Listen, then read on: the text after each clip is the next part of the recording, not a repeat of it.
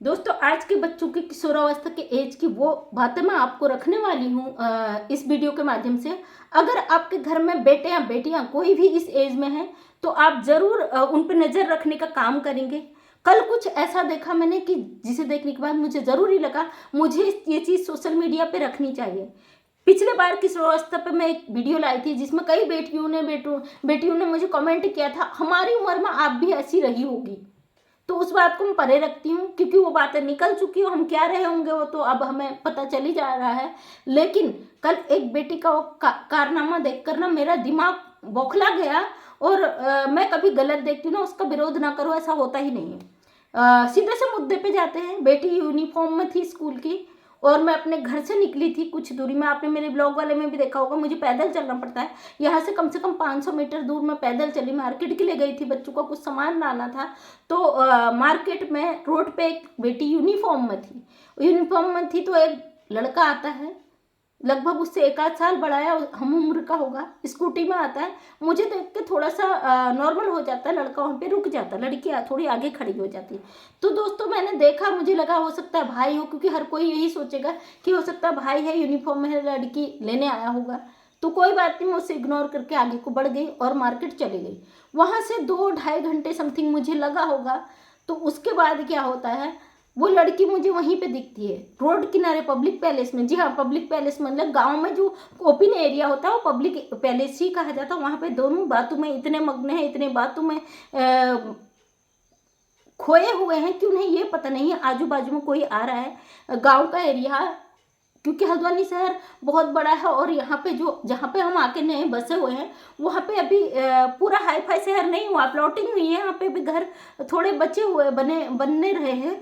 तो वो इतने खोए हुए हैं, इतनी गप्पू में लगे हैं, मुझे लग रहा है वो लड़की ने स्कूल मिस किया होगा। और 2-2.5 घंटे वो वहीं पे बातें कर रहे हैं और उन्हें किसी का फर्क नहीं पड़ा। लोग आ रहे हैं, जा रहे हैं, देख रहे हैं और अजीब सी नज़रों से भी देख रहे हैं, क्योंकि बेटी स्कूल यूनिफॉर्म में थी। और मेरी बेटी का भी स्कूल सामने में ही है। मैं स्कूल का नाम नहीं लेना चाहूँगी कि किस स्कूल से है, अच्छा नहीं लगता। तो काफ़ी देर में रुकी, मैंने देखा और मुझे लगा शायद ये इधर उधर चली जाए, घर को देखे कि हमें कोई देख रहे हैं। लेकिन वो लड़की टस से मस्त नहीं हुई, लड़का टस से मस्त नहीं हुआ। तब जाके मुझसे देखा नहीं गया। मैं वहाँ पे गई, मैंने उनसे पूछा, बेटा आप कहाँ से हो, क्या हो। और दोस्तों जैसे ही मैंने पूछना शुरू करा, बंदी भड़क गई। छोटी बच्ची, और मुझे लग रहा 9th 10th या 11th ऐसी क्लास की होगी, क्योंकि मैं सेम मेरी बेटी की एज की मुझे लग रही थी। तो वो मुझसे भड़क गई, आप होते कौन हो पूछने वाले, आप क्या मेरे पेरेंट्स हो, आपने क्या ठेका ले रखा है। मतलब वो लड़की मैं बड़ी शॉक्ड थी कि एक लड़की इस तरीके से कैसे बात कर सकती है। मतलब उसने इस तरीके से रिएक्ट करा।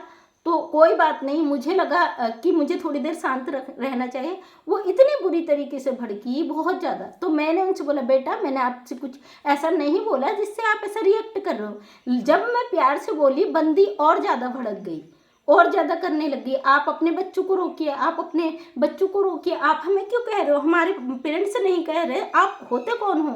मतलब उसे लगा हो सकता है वो किसी और के साथ भी ऐसा करती हो, चलते फिरते लोगों का, और इसीलिए शायद लोगों ने ये कहना पॉसिबल नहीं समझा हो कि अगर हम कहें तो शायद ये जवाब दे, बदतमीजी करे, छोटी बच्ची है, बेइज्जती होगी।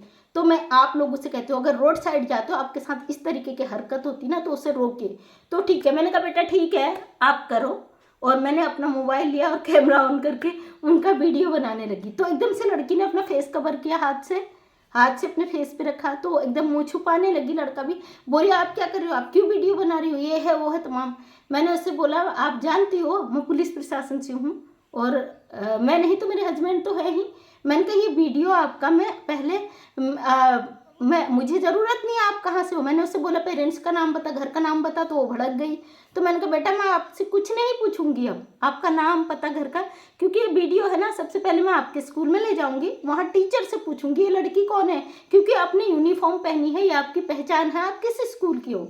मुझे आपसे कुछ नहीं पूछना, मैं पब्लिक पैलेस है, आप पब्लिक पैलेस में जो कर रहे हो आप ओपन हो, आप कीजिए खुला। आपको जब गवर्नमेंट ने जब छूट दे रखी ना, आप जो नियम हमें बता रहे हो कि आप कोई नहीं, सरकार कुछ नहीं कहता, पुलिस कुछ नहीं कहती, पेरेंट्स कुछ नहीं कहते, स्कूल कुछ नहीं कहते, तो आप कौन होती हो। तो मैंने कहा इसको मैं भी कुछ नहीं कहूँगी, ये आपका वीडियो मैं स्कूल ले जाऊँगी, स्कूल में टीचर से बात करूँगी, टीचर से आपके पेरेंट्स को बुलवाऊँगी और पेरेंट्स से वहाँ मीटिंग रखवाऊँगी जिस स्कूल के आप हो, क्योंकि और बच्चे भी, उन पर भी गलत असर पड़ता है।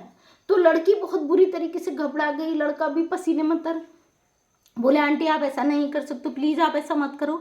जो बंदी आप कौन होते हो बोल रहा था वो गिड़गिड़ाने लगी कि प्लीज़ आप ऐसा मत करो, मेरे घर वाले आएंगे तो ये होगा, ये वो होगा, सो तमाम सारी बातें। मैंने कहा नहीं बेटा, वीडियो तो मेरे इसमें सेफ रहेगा, और वीडियो मेरे इसमें सेफ रहेगा। आप होगी इसी एरिया की, क्योंकि मैं 500 मीटर दूरी से यहाँ पे आई हूँ रोड में, और आप मुझे 500 मीटर की दूरी पे मिली हो। आप एक किसी घर की इज्जत हो, बेटी हो, और आप जैसी बेटियों की वजह से कई समाज की बेटियां आज गिराई जाती है। कई समाज की बेटियों पर सवाल खड़े हो जाते हैं कि घर से बाहर जाओगे कहीं आप ऐसा ना कर दो, किसी लड़के के साथ ना घूमो ना फिरो, और उन बेटियों पे सवाल उठते हैं। मैंने कहा नहीं, वीडियो मैं आपका रखूंगी, वो वीडियो अभी भी मेरे फ़ोन पर सेफ है। 2-4 लोग और आ गए थे, वहाँ पे हड़कंप भी मच गया था। मैंने कहा आप शांत रहे, कोई बात नहीं, बच्ची है, किसी बच्ची को इतना मत गिराओ कि भाई वो अपनी नज़रों में अपने आप को दोषी समझने लगे। कोई बात नहीं, फ्रेंडशिप होता है, आजकल मॉडर्न ज़माना है, सब कुछ चलता है, लेकिन एक मर्यादा में रहकर। जो चीज़ें आपके पेरेंट्स को पता नहीं है, आप देख लो टीनेजर एज में दिल्ली में इतने सारे कांड हो गए, पेरेंट्स को पता ही नहीं होता है कि बच्चा स्कूल से जा रहा है क्या हो रहा है, क्योंकि छुट्टी टाइम पे वो घर चले जाते हैं। उन्हें तो लगता है हमारा बच्चा थक हार के पढ़ लिख के घर आ रहा है, उसकी खुशामदी में लग जाते हैं, लेकिन उन्हें पता नहीं होता हमारा बच्चा स्कूल भी जा रहा है या नहीं। लोग पेरेंट्स मीटिंग स्कूल में इसीलिए शायद रखे जाते हैं कि बच्चों के हाल चाल पता चले, और पेरेंट्स अपने आप में इतने बिजी होते हैं, उन्हें बच्चों का सोचने का फुर्सत नहीं होता कि हमारा बच्चा क्या कर रहा है, कहाँ जा रहा है, किससे मिल रहा है, इस चीज़ का पता नहीं होता। इसीलिए बहुत सारी ऐसी घटनाएं हो जाती है जिसके लिए वो बाद में पछताते हैं। और बहुत दुख हुआ मुझे उस लड़की को देख के, रोने लगी, गिड़गिड़ाने लगी। उस बात का दुख नहीं हुआ कि रो रही थी, गिड़गिड़ा रही थी, इस बात की खुशी हुई कि उसका अहम जो था ना, जो वो घमंड से बोल रही थी, एक डर तो उसके मन में पैदा हुआ कि कोई ऐसा भी हो सकता है कि हमें गलत करने से रोकने वाले हैं दुनिया में। जो लोग कहते हैं ना लिव इन रिलेशनशिप जो गवर्नमेंट ने जायज़ कर रखा है, तो मैं उस सरकार के मैं इन नियमों के तो सख्त खिलाफ हूँ। क्योंकि लड़की जैसे 18 साल की हुई तो अपनी मनमानी कर लेती, क्योंकि उनसे 18 साल तक का नाबालिग का डर रहता, वो भी ये डर रहता कि लड़का ना फंस जाए। और 100% ऐसे लोग धोखा खाते हैं अपनी लाइफ में, अपनी ज़िंदगी को तो ख़त्म करते हैं, साथ में कई रिश्तों को भी ख़त्म कर देते हैं।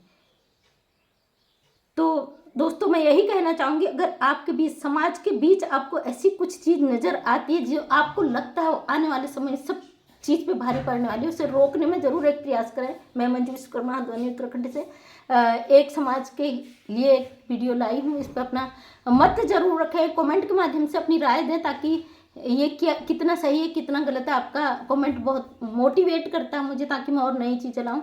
डेली